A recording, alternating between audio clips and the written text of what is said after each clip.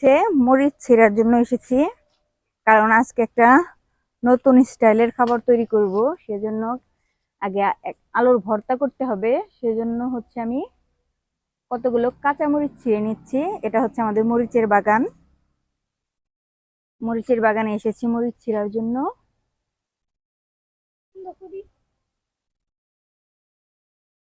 ঝাল ঝাল কাঁচা মরিচ ছিঁড়ে নিলাম। আলুগুলো দেখুন মাখিয়ে নিতেছি। আলুগুলো ম্যাশ করা হয়ে গেছে, ভালো করে ম্যাশ করে নিচ্ছি। হচ্ছে পেঁয়াজি, এই দেখুন পেঁয়াজ মরিচ আমি আগে কেটে রেখেছিলাম। পেঁয়াজ কুচি মরিচ কুচি দিয়ে দিলাম, দিয়ে দিচ্ছি দিয়ে দিচ্ছি সামান্য মশলা বা ম্যাজিক মশলা যেটাই বলেন।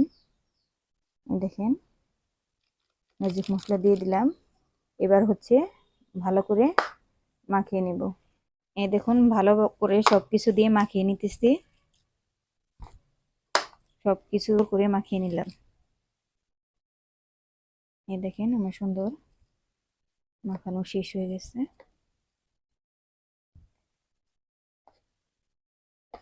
এই যে ভিতরের পুরটা।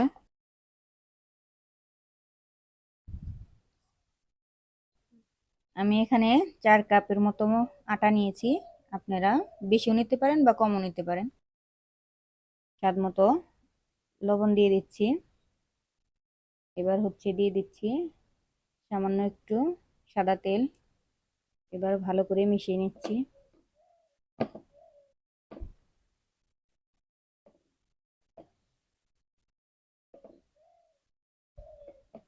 দিতেও পারেন নাও দিতে পারেন। এবার আবার ভালো করে মিশিয়ে নিচ্ছি। এবার হচ্ছে অল্প অল্প ঠান্ডা পানি দিয়ে মেখে নেব।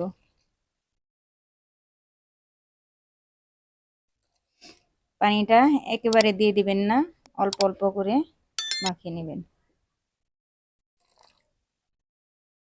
এই দেখেন আমার আটা মাখানো হয়ে গেছে, সুন্দর একটা ডো বানিয়ে নিছি। হালকা একটু তেল দিয়ে দিলাম। এটাকে এখন আধা ঘন্টা ঢেকে রেখে দেব। এবার এটাকে ঢাকনা বন্ধ করে আধা ঘন্টা রেস্টে রেখে দেব। আধা ঘন্টা রেস্টে রাখা হয়ে গেছে। এখন হচ্ছে আমি রুটির তৈরি করে নেব।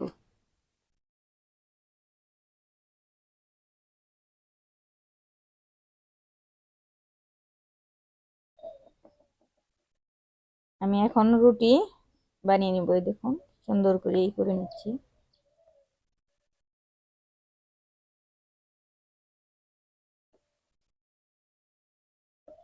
এই যে সুন্দর করে রুটি বানিয়ে নিচ্ছি।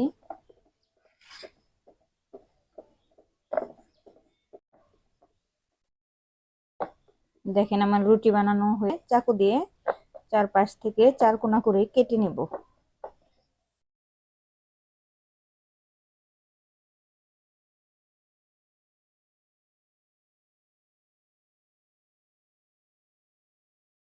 চার কোনা করে কেটে নিয়েছি। আর একটা বাটিতে একটু পানি আর ময়দা দিয়ে আঠার মতো একটা ব্যাটার তৈরি করে নিয়েছি। দেখুন এরকম ঘনত্বের। এই যে ভিতরের পুরটা দিয়ে নিলাম।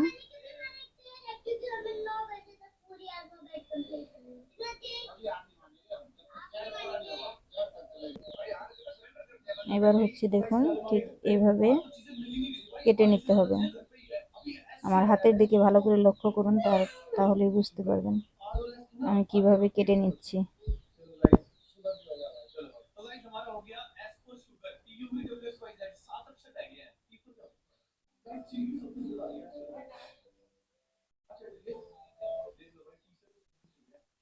এই সাইডে একটু বাকি রাখতে হবে।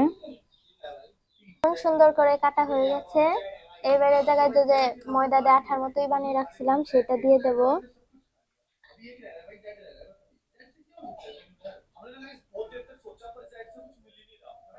এবার এটাকে ভালো করে উল্টিয়ে উল্টিয়ে করে নেব।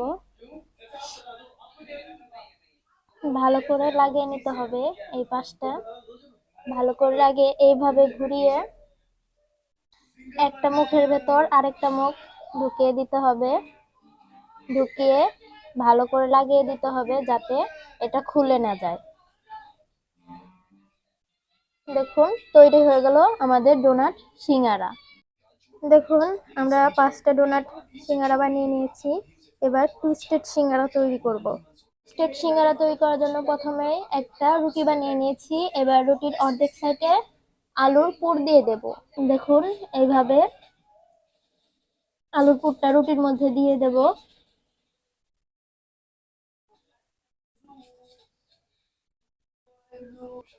বাকি অর্ধেক রুটি এটার উপরে ভালো করে দিয়ে চেপে দেব।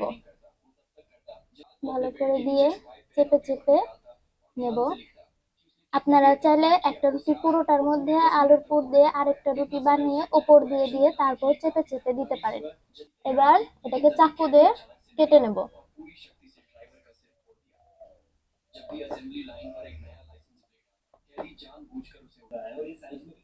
এই দেখুন এবার ওগুলোকে কিভাবে একটু তৈরি করি। ঘুরিয়ে নিমটির মতো করে নেব। এই দেখুন হয়ে গেল। এইভাবে বাকি সবগুলো তৈরি করে নেব। দেখুন তৈরি হয়ে গেছে আমাদের টুইস্টেড সিঙ্গারা আর ডোনাট সিঙ্গারা। এবার এগুলোকে ভেজে নেব। দেখুন একটা কড়াইয়ে তেল গরম করে নিয়েছি। এবার ডোনাট গুলো দিয়ে দেব। সবগুলো ডোনাট দিয়ে ভেজে নেব।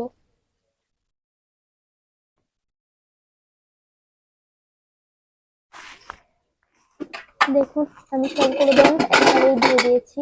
এবার এগুলো ভেজে নিতে হবে।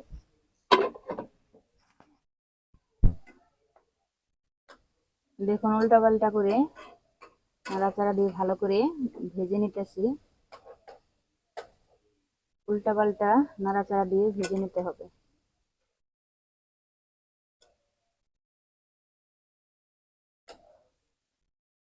হয়ে গেছে, এবার হচ্ছে নামিয়ে নিব। ভালো করে দেখুন নাড়াচাড়া দিয়ে ভেজে নিয়েছি। এবার এগুলোকে নামিয়ে নিব। ভালো করে তেল ঝরিয়ে নামিয়ে নিতে হবে।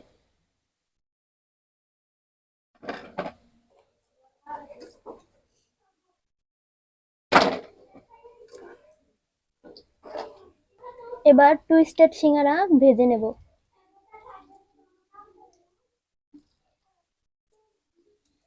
এই সিঙ্গারা একবারে অনেকগুলো দিয়ে ভাজা যায়।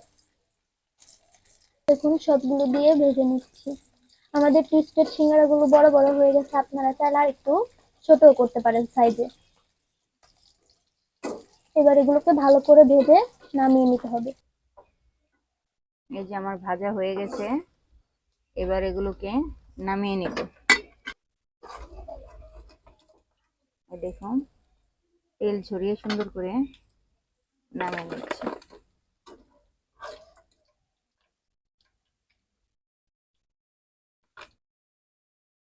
আমাদের ডোনাট সিঙ্গারা আর টুইস্টেড সিঙ্গারা দুটোই দেখতে ভীষণই সুন্দর হয়েছে।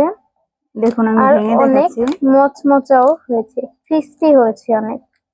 এই দেখুন সিঙ্গারাটা ভেঙেছি, দেখুন কতটা মচমচে ও খাস্তা হয়েছে। বিসমিল্লাহ। অনেক টেস্ট হয়েছে।